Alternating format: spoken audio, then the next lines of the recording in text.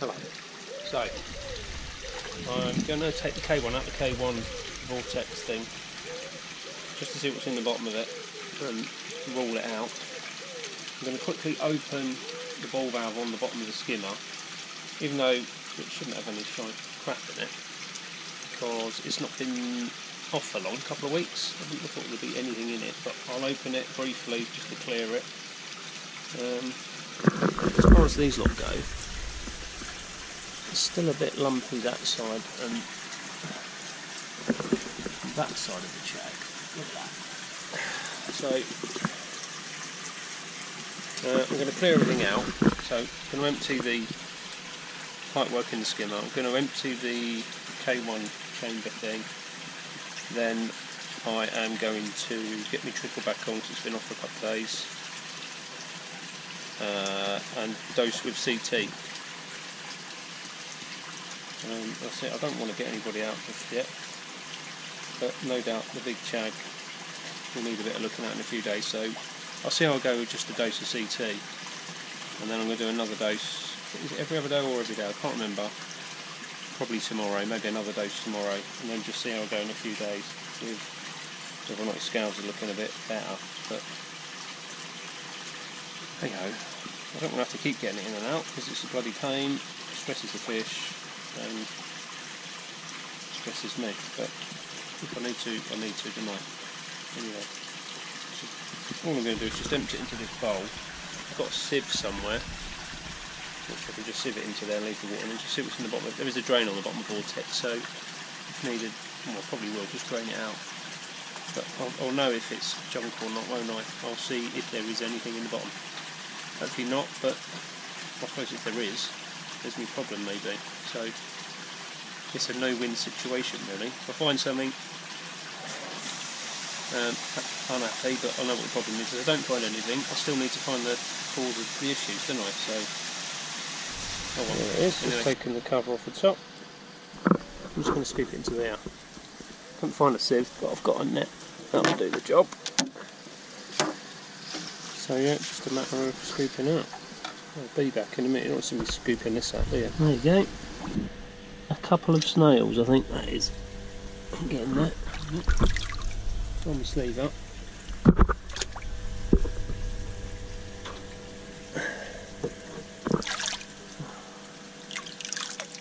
Yeah, snail. I don't know what that is. A bit of wood from the hedge or something. Yeah, a bit of wood from the hedge. Nothing else in there. So, good news in some ways. Well, let's clear that up. Right, get it all back now. Jeez. There you go, all back.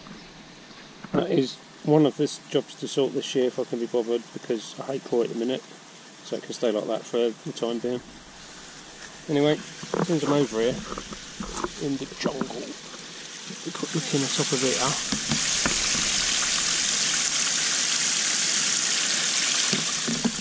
Out of the way.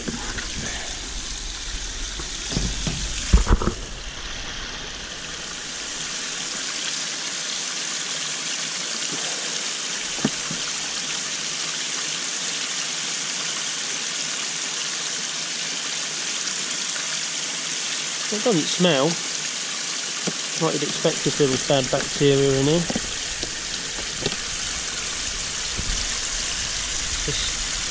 It's a bit slimier than probably I'd expect, but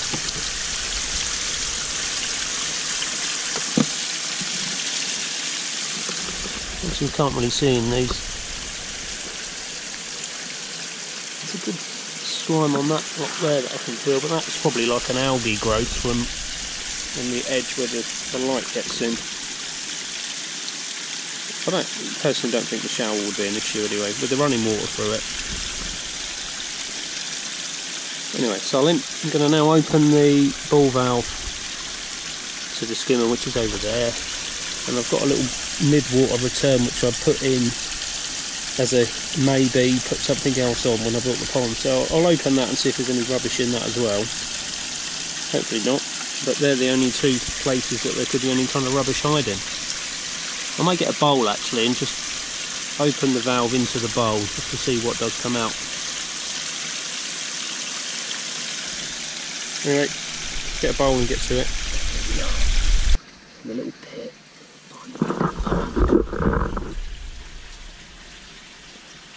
Girls are playing cards over there. So I'm going to turn that open, catch this in here, and just see what, if anything. It's not a very long pipe run, the skim is there, look. Just to here, so see what we get.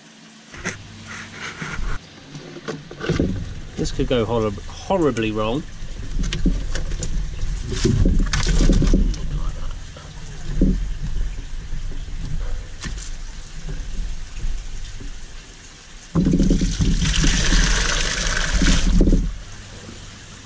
That stinks, but there is a bit of a whiff to it.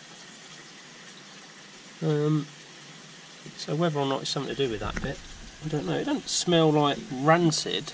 It just doesn't, you know, pond water doesn't normally smell, does it? So I think I'll turn it on a bit more just to definitely make sure it's clear. Who knows? Well, I don't know, that's for sure. I'll turn it on for a few more seconds just to run it through, and then I'll check the other one and then get my CT in. So there's the other one. Like I say, it doesn't do anything. Every now and again I'll just turn it on to make sure there's no junk in it, but I probably haven't done that for a while either. So I'll do that and just see what's in there. This literally just goes through the wall to there, so there's no, you're talking about a foot of pipe work, if that. Right. So there's the pipe. It's literally about a foot of pipe work through the wall to there. I've never done anything with it. Every now and again I'll just open it. I can't remember the last time I did it actually, but I'll just open it just to make sure it's clear. I'll do that now and see what's in it. Hopefully nothing, but we'll see.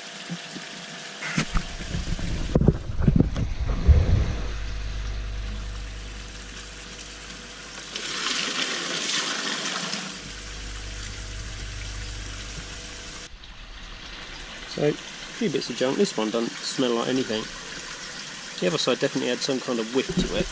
Who knows what it was.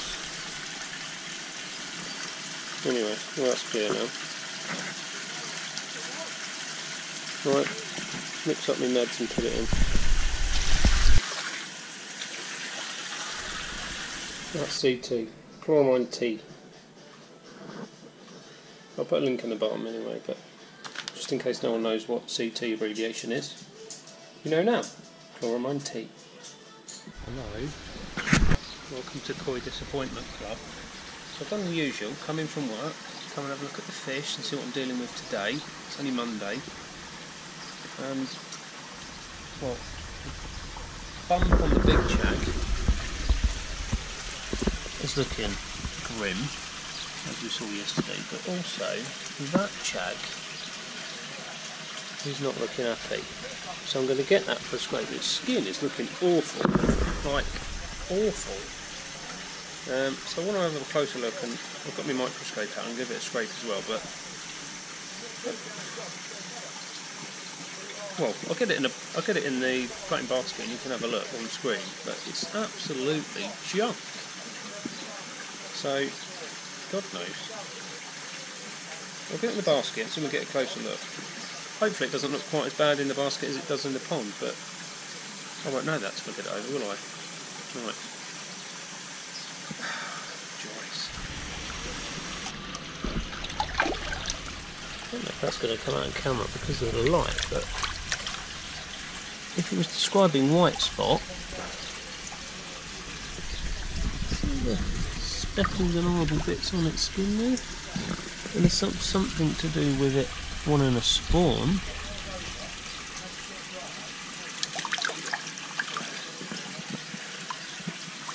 It's a knock on its head, obviously.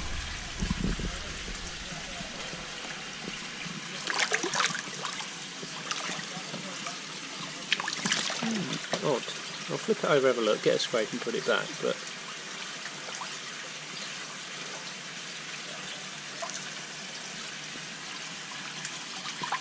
oh, that's weird, that.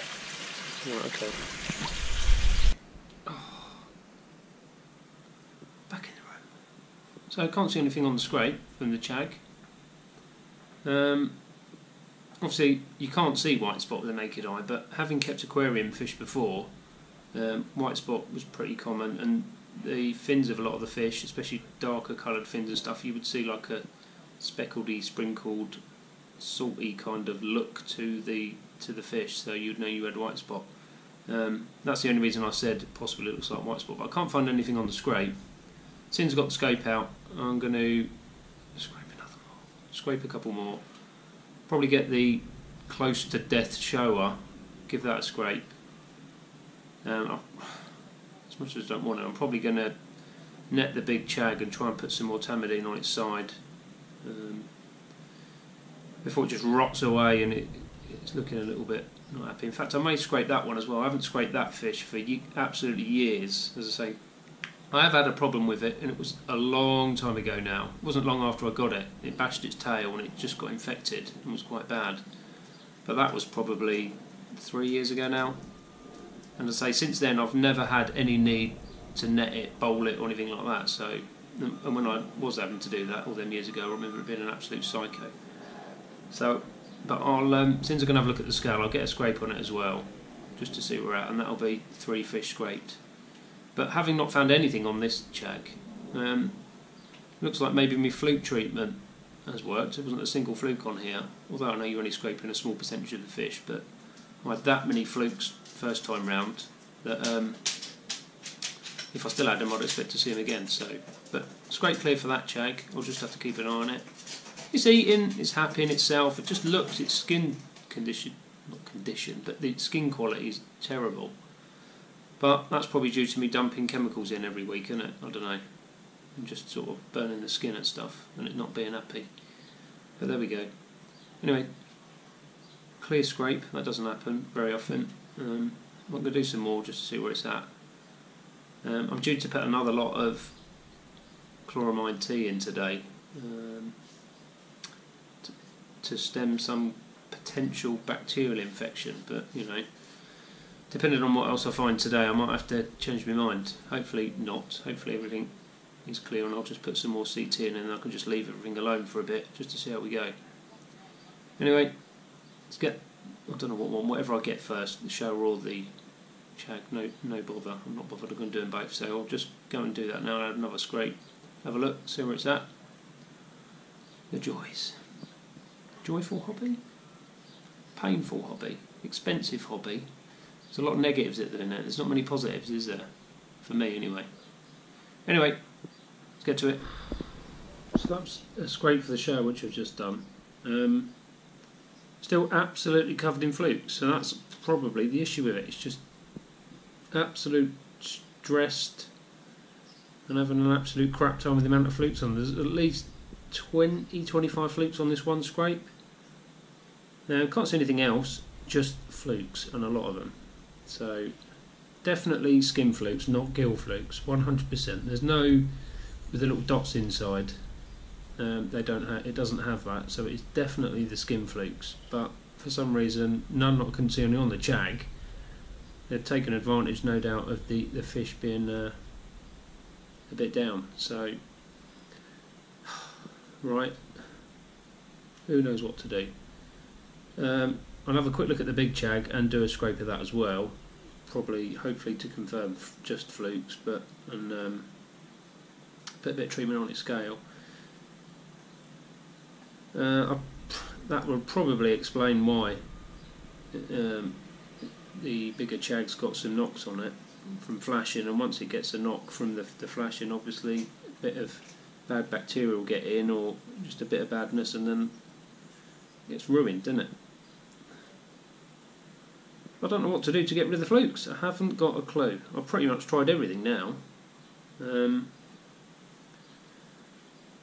I'll just have to do it again. Well, I suppose luckily, as I put the CT in yesterday, it should have thinned the mucus coat a bit. Not on this shower though, amazingly. It's still got quite a thick mucus-ish on it. So, who knows? It just feels like all I'm doing at the minute is dumping chemicals in, but if you've got parasites, what are you supposed to do? You can't sit in your hands and you've got fish falling apart. You've got to do something about it, haven't I? Anyway, right, Let's go and see what joys the big chag brings.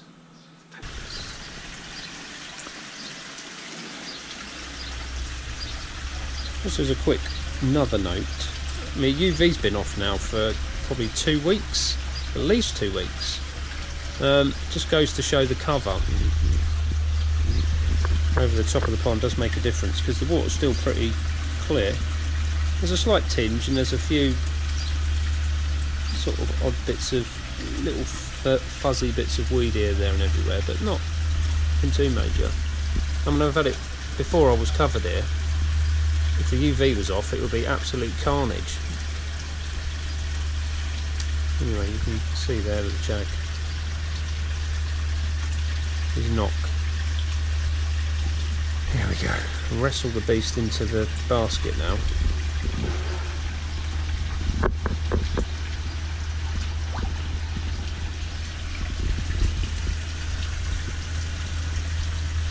And that's the other fish of concern, that small carpet is good. What? Is that just lodged to scale? Unbelievable. And the smaller chag. Let me get it up, brother. Unbelievable. She knocked a couple of scales out. Look.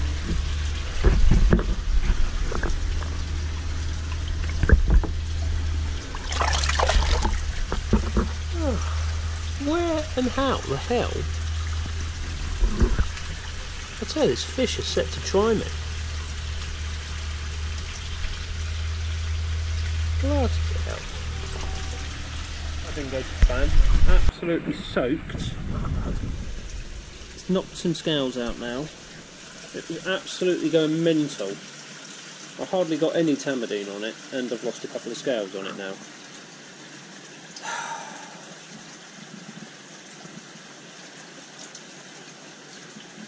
Fish is crazy. So I don't know whether just to get it out now, knock it out, take the scales out, cover it in Tamidine, just chuck it back and leave it now. I'm getting to the point now of absolutely having enough.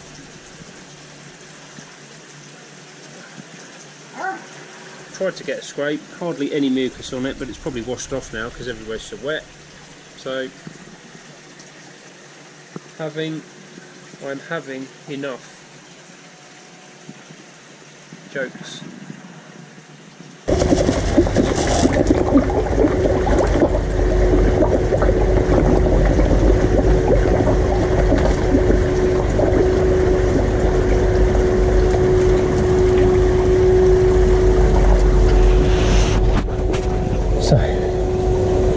Still feeding alright.